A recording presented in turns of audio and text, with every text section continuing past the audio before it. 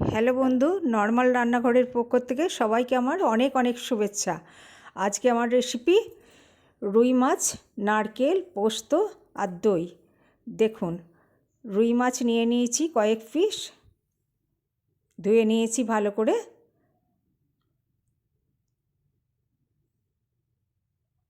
আমি এবার লবণ দিয়ে দিচ্ছি,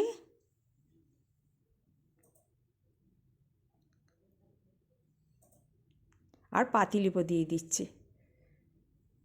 দেখুন, পাতিলেবুটা ভালো করে চটকে উপর থেকে ছড়িয়ে দিচ্ছি।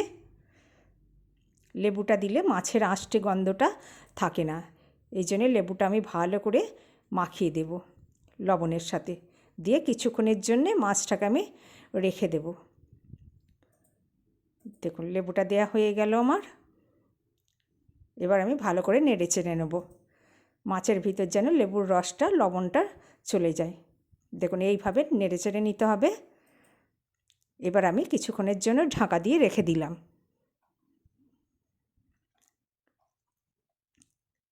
দেখুন, আমি ধুয়ে নিয়েছি মাছগুলো ভালো করে। এবার আমি আবার লবণ দিচ্ছি।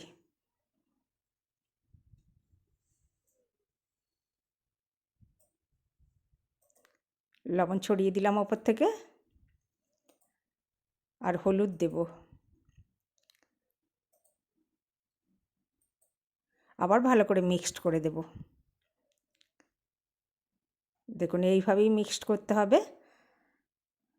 দেখুন, সব মাছের গায়ে হলুদ নুন লেগে যাচ্ছে।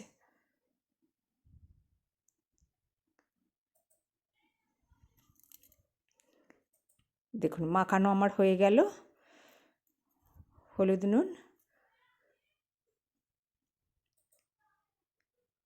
এবার আমি পোস্তটা মিক্সিতে দিয়ে দিচ্ছি।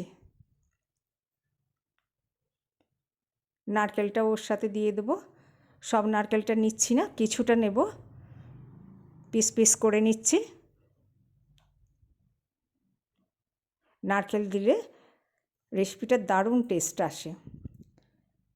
আমার রেসিপিটা ভালো লাগলে সাবস্ক্রাইব করে পাশে থাকা বেল আইকনটি অন করে দেবেন, তাহলে নতুন নতুন ভিডিও আপনাদের কাছে চলে যাবে। দেখুন, নারকেলগুলো আমি সব নিয়ে নিলাম। কয়েকটা পেঁয়াজ নিয়েছি, দারচিনি নিয়েছি। এবার কড়াইয়ে আমি তেল দিয়ে দিলাম।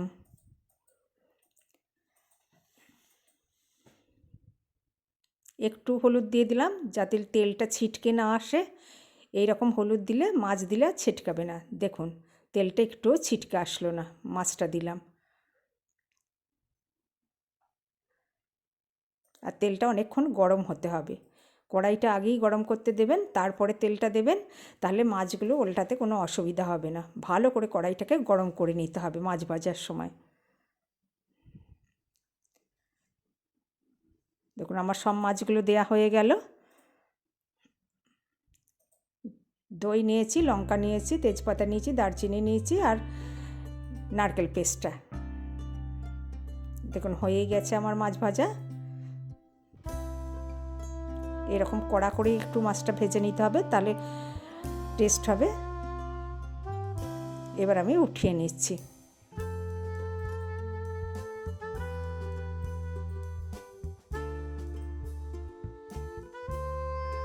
দেখুন, এইভাবে আমি সব উঠিয়ে নেব।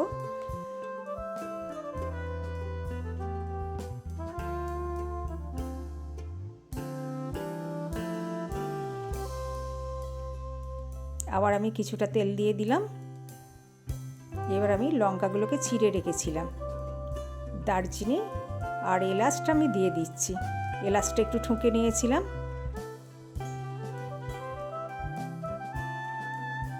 এবার তেজপাতাগুলো দিয়ে দিলাম। তেজপাতাগুলো হাফ করে নিয়েছিলাম। এবার নেড়ে দেবো।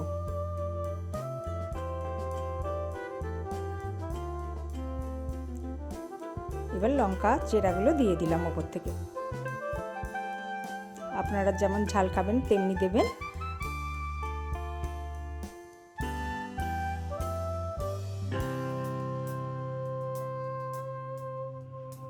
এবার আমি পেঁয়াজটা পেস্ট করে রেখেছিলাম দিয়ে দিচ্ছি।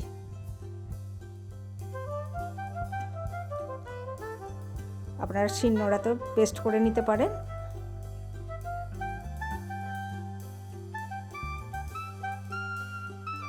এইভাবে নাড়তে হবে, পেঁয়াজটার যেন কষা হয়ে যায়।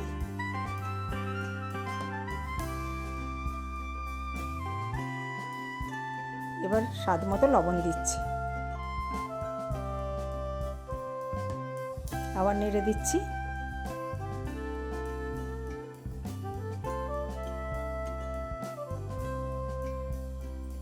এবার আদা রসুন দিলাম হাফ চামচ। এবার ধনে বাটা দিচ্ছি হাফ চামচ, জিরে ব্যবহার করছি না এখানে, শুধু ধনে বাটাটাই দিচ্ছি।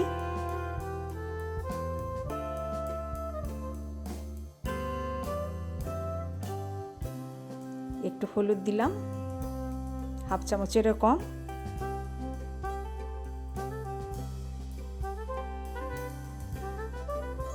আর লঙ্কা দিলাম হাফ চামচেরও কম। ঝালটা আপনাদের পছন্দ মতো দিয়ে নেবেন। আর কোনো মশলা দিচ্ছি না এখানে, জিরে বাটা কিন্তু দিচ্ছি না, শুধু ধনে বাটাটাই এখানে ব্যবহার করলাম। আর কাঁচা লঙ্কাও এখানে দেব না, তাহলে তার স্বাদ আলাদা হয়ে যাবে। এবার টক দই দিয়ে দিলাম।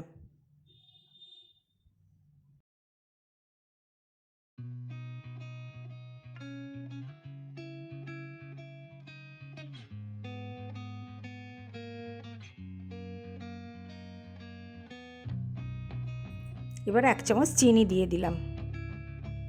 আপনারা আপনাদের মিষ্টি যেমন খাবেন সেরকম দেবেন, তবে মিষ্টি দিলে তরকারিটা একটু ভালোই লাগবে। আবার ঢাকা দিয়ে দিচ্ছি। ঢাকাটা খুললাম, কালারটা কত সুন্দর এসেছে। আবার নেড়ে দেবো।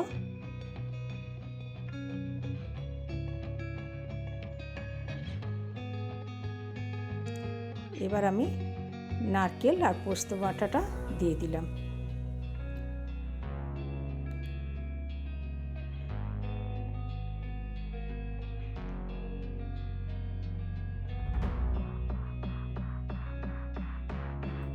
সবটাই দেওয়া হয়ে গেল আমার।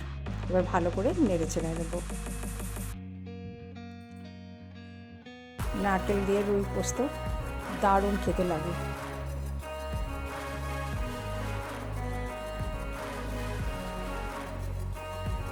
কালারটাও খুব সুন্দর আসছে।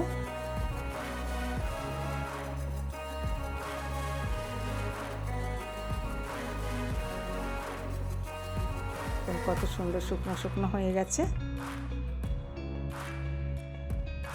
আবার একবার নেড়ে দিচ্ছি।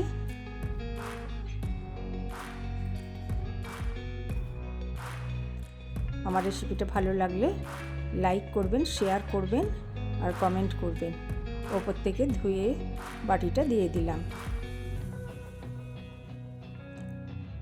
নারকেল পোস্ত পেস্টের যে বাটিটা ছিল সেটাই জলটা আমি একটু দিয়ে দিলাম।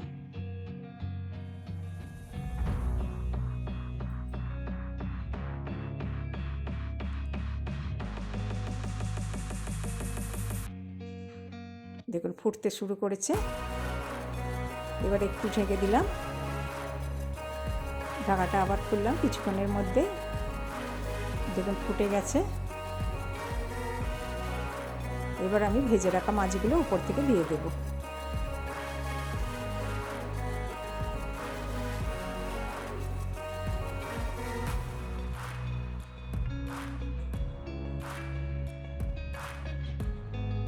দেখুন এইভাবে দিয়ে দিচ্ছি মাছগুলো উপর থেকে।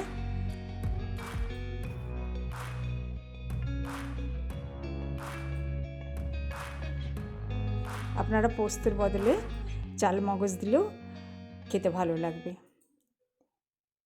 কারণ পোস্তর দাম এখন অনেক বেশি। চাল মগজ দিয়েও এই রেসিপিটা বানানো যায়। তার সাথে নারকেলটা অবশ্যই দেবেন, তাহলে টেস্টটা একই থাকবে। এবার আমি শুকনো লঙ্কা চেরা কয়েকটি দিয়ে দিলাম। আবার ঢেকে দিলাম।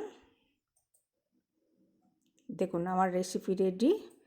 রুই নারকেল পোস্ত, তার সাথে দইও আছে। কত সুন্দর এসেছে কালারটা, দেখতেও ভালো লাগছে। আবার নতুন ভিডিও নিয়ে এসে যাব।